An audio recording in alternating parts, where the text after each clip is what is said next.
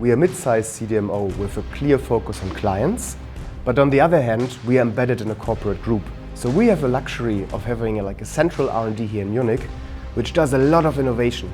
It's a team of highly enthusiastic scientists which help us to develop better processes, better solutions, novel ways, innovative ways how to produce mRNA, and we transfer this to Wacker Biotech for the benefits of our clients.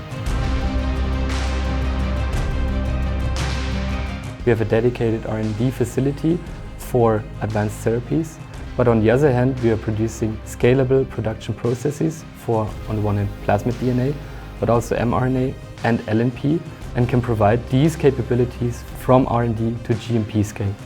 The scale runs from 3 to 30 liter IVT scale in 4 lines. So it can cover early clinical supply, but also massive production of vaccines, for instance, for market supply.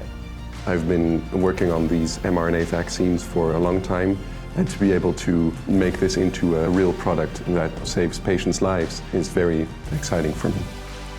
We are very optimistic about the mRNA space. It's a fascinating technology. You can treat undruggable targets, uncurable diseases, and we are part of it.